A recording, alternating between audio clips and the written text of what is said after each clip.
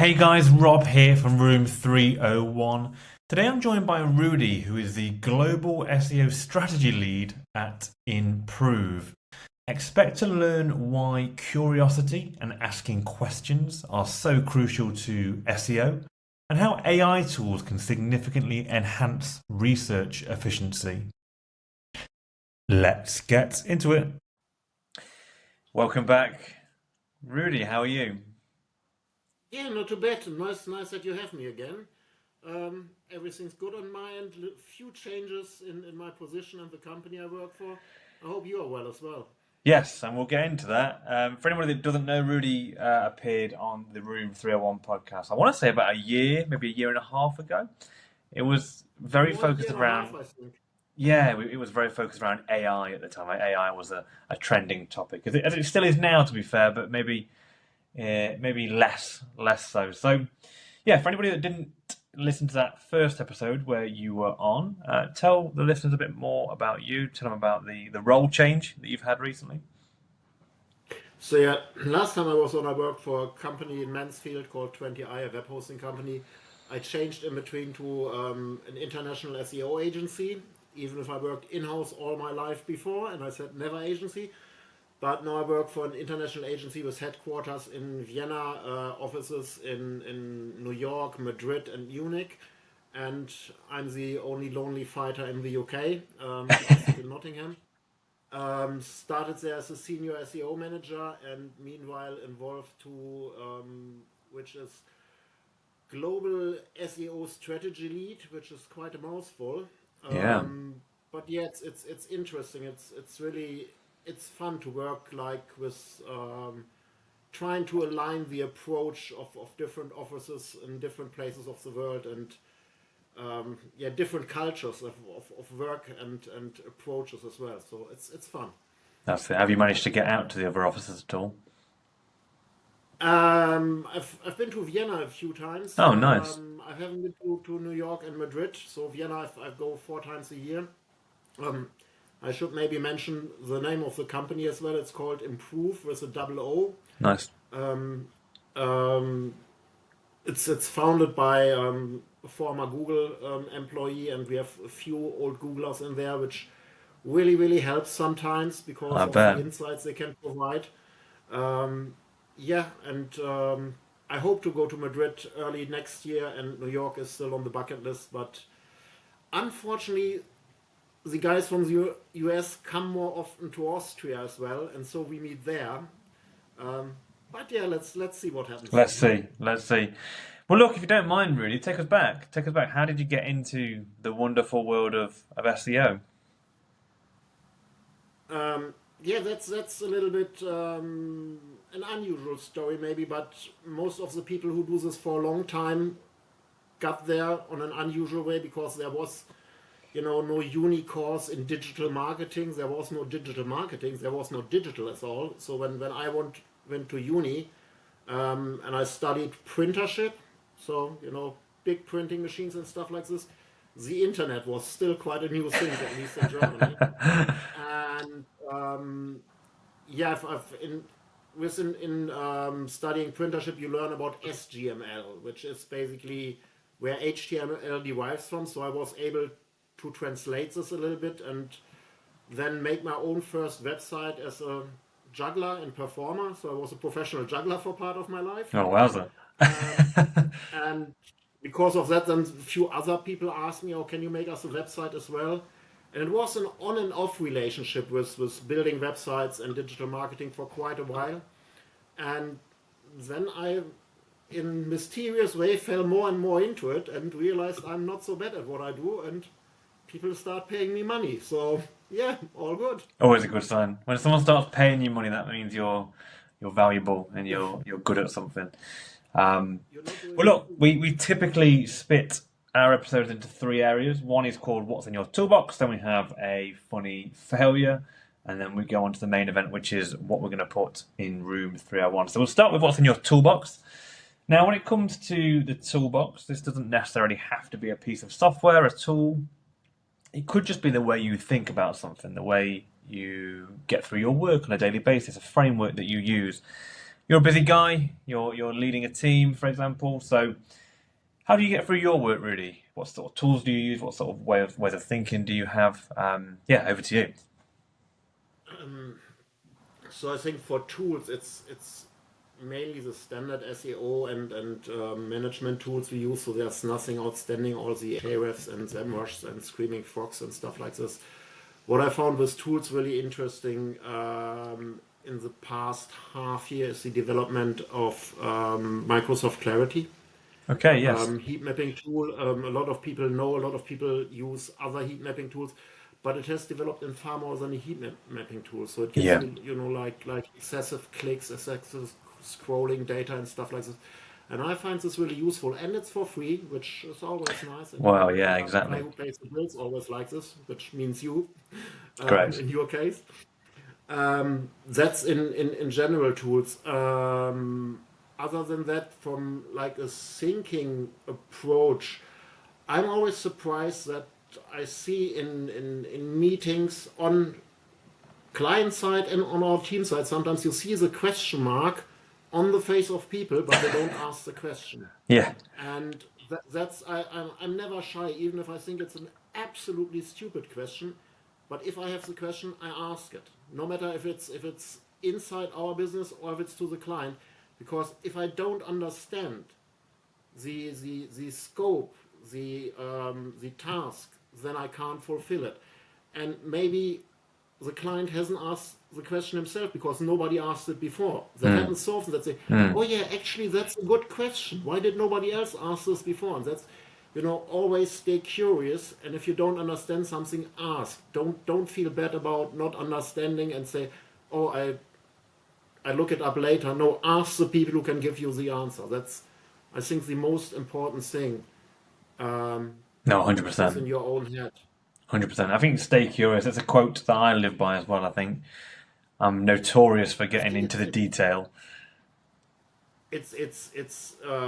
the main thing in our industry because it changes so often. And if you are said to, "Oh, I know this now, and I do everything uh, with my knowledge I have accumulated up to now," you will be outdated within 3 months Yeah, latest. absolutely. Yeah. No, I'm devil is in the detail, I would say. On Microsoft Clarity, then. So, I mean, we've always been big users of Hotjar over the last, well, going back probably 6 or 7 years now. But I've noticed, particularly the design team, so we employ user experience designers here. I've noticed a slight change in them using things like Microsoft Clarity. Now, two questions for you, assuming you've used Hotjar. Which do you think is a better platform for comparing heat maps and user experience? And what sort of things have Microsoft added to the Clarity tool over the last sort of 6 months or so that makes it a good tool for you to use? Used Hotjar for about 2 years actually, so I'm not sure Wowza. their development as well. You've been Clarity But since for my since then? I don't use it on a daily basis. We only use Okay. it in a few projects at the moment. Um, I think Hotjar still has a few more features, but again, Clarity for once is free. Back in the days, Clarity was really, at least I found, quite a hold up in your loading speed. Right. Meanwhile, Yeah. this has become better. It's still extra code, you have to admit, Yeah. but it has become better. And I really like the things like that it shows you like excessive scrolling, excessive clicking, where you can see, do I have my CTAs on the right point and stuff like this.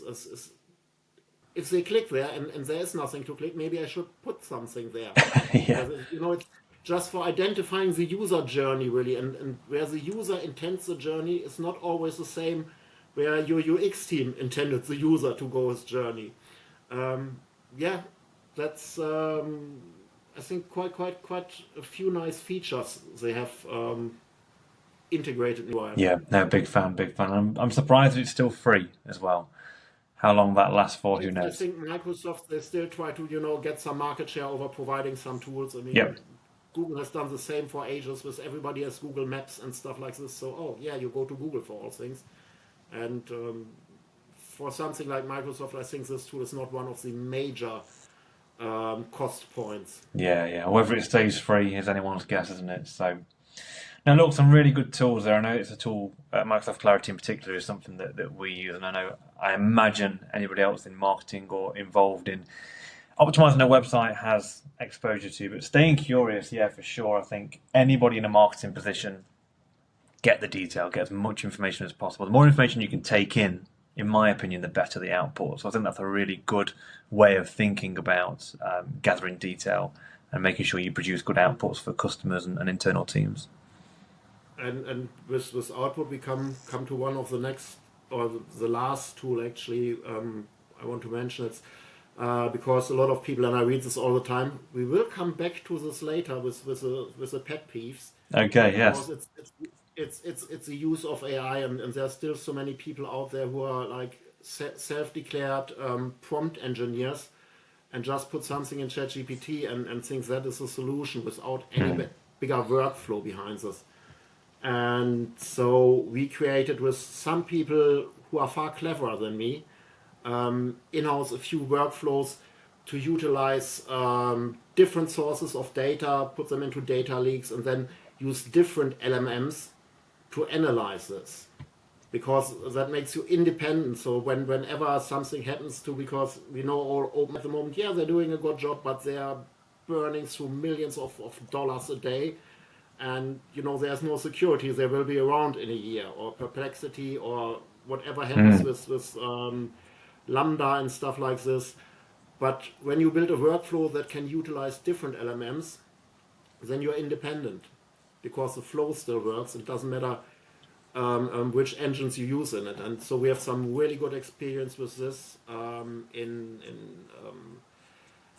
like data gathering and ideation tools, and as well as with at the moment one of the big topics, organic shopping, Yes. identifying opportunities in organic shopping, which is, I mean, in the UK we are ahead of the rest of the continent at the moment, but when you look in America, every like buy inspired query is just grids with Really. filters on the side, and it's crazy. Yeah. I mean, And last time you came on the podcast, Rudy, we were quite heavy on AI. We were talking about that in a lot of detail. It was fairly not new, but it was definitely a hot topic in the news, and particularly in the SEO industry. So over the last 18 months, what sort of impact has AI had on search results, your ability to do SEO? Do you think it's had a positive impact or a negative impact overall? on our ability to do SEO, it has a positive impact, and Yeah. it's continuing to do so, because even if it's now quite a while that all the conversational AIs are around, it's still a stage where we build tools for it and establish workflows. But it helps us really to save time in research, especially. Just you don't have to click through everything manually. Just, like I said, you have a workflow that says, okay, gather me information from this and this and this and this channels, put them all together in a data lake, make me. Then you can make TDF IDFs over all the documents, or BM25 running over it, or something like this, and really save some time there without losing quality. Sometimes even with increasing quality, because as a human you get tired, you get bored when you research a topic. The good thing about AI solutions is they don't get tired or bored. They can do the same thing 50,000 times for the same bloody topic. Sorry for swearing. For the same topic, and they still find the things they are looking for, which a human would not. Um, on the other hand, seeing on some client side and over the wider web, there are so many quick and cheap approaches which will hurt companies and businesses, because they just churn out low quality. Would be too much of an approval for this content. Low Yeah, quality understatement. content, and there's just a myriad of no quality content at the moment exploding. And I think there's a few people who still haven't realized this and are still going down this way. Oh yeah, Yeah, yeah.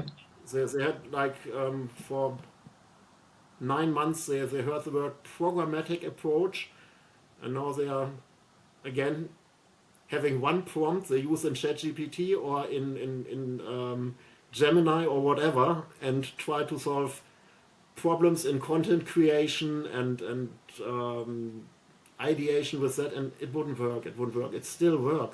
The work just changed. No, I agree. I agree. Well, look, I appreciate you sharing your tools and your ways of thinking. I think there's some really good takeaways there. Moving on to the next part of the episode. So, failures. I think anybody who's been successful in their career has faced failures. What I'm particularly interested in is either a failure that stuck with you for whatever reason, something that may have had a really big learning curve for you, or just something that was a little bit funny. We all like a laugh, don't we? So over to you. Give me some failures that have stuck with you, or pretty funny to look back on.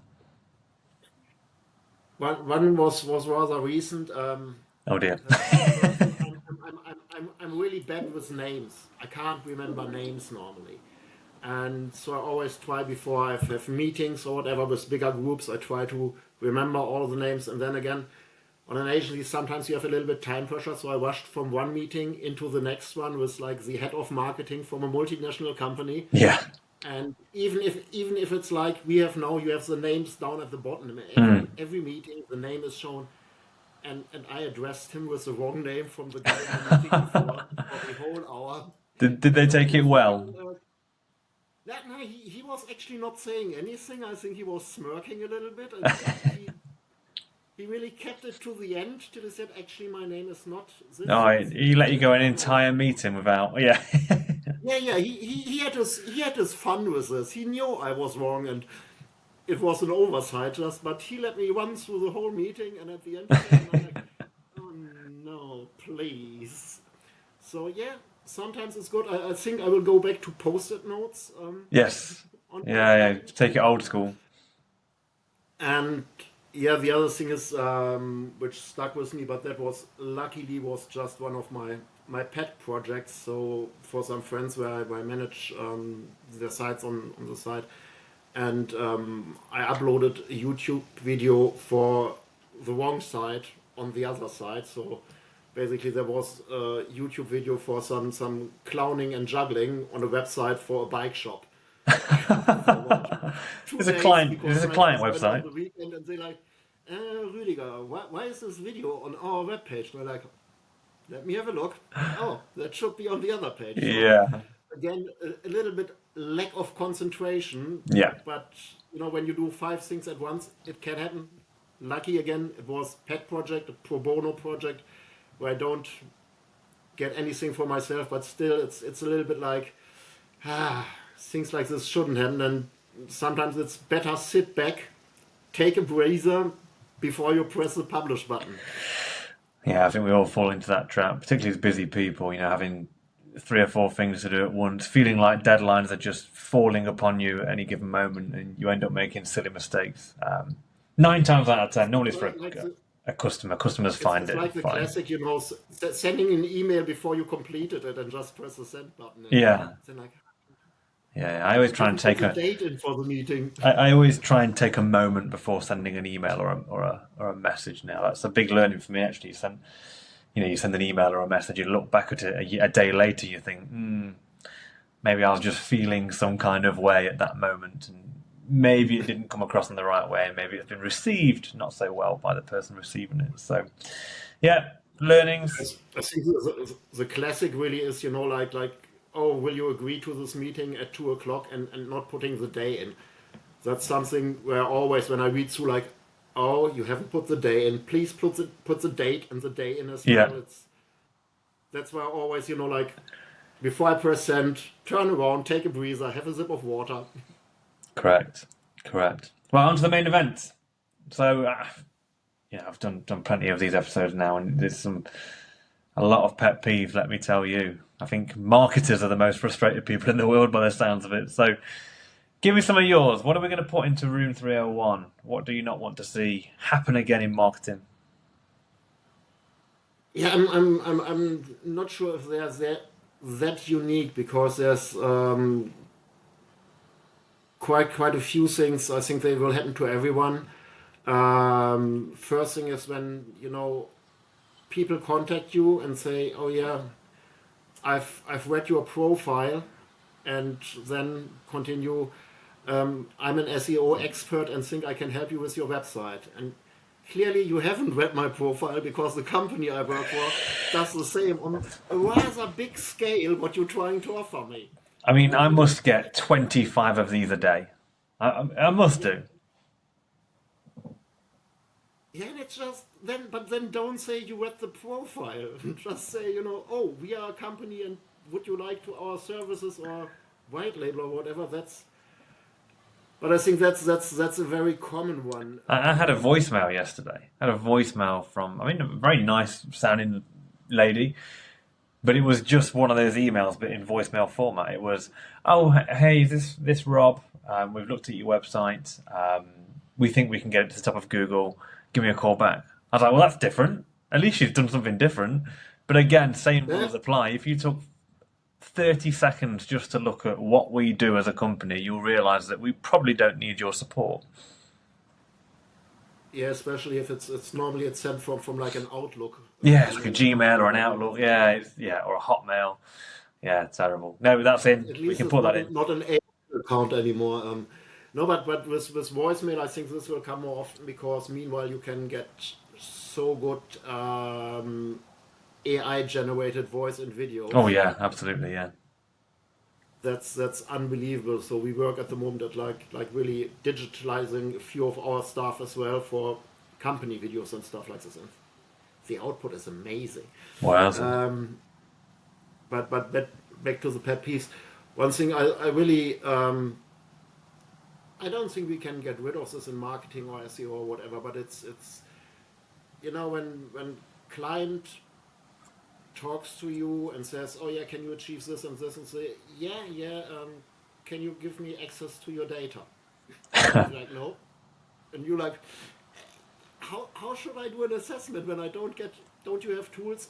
Yeah, but they are tools, they are estimates. I need at least your search console and your GA4.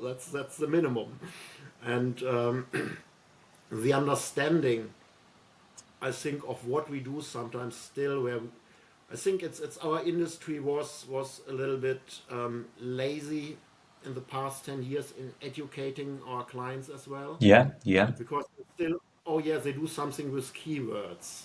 No, it's first, it's not a silo. You can't think in silos anymore. You have to work together with the pay team, with the sales team to get Absolutely. data Yeah. from them. You have to get customer voices at best, and what your customers complain about. Please give me the data. I can analyze this data and then see what the pain points are. But there's a lot of time reluctance to give this out, and that is really one thing I wish that would be something of the past, and we could just say, "Oh, okay, let's share the data with somebody who we want to achieve for us, and not keep it all in house." That's sometimes rather annoying and challenging. Yeah. There's definitely a disconnect between, what an SEO will do and what the expectation from somebody sitting at board level might think of that. I think there's still lots of sort of rogue agencies, rogue freelancers around that will still do black hat techniques and all that kind of stuff. And I think that gives, even to this day, it gives SEO a bad name in some instances. And I think there's a lack of trust there at times. There's sort of a great customer is one that really values what you do.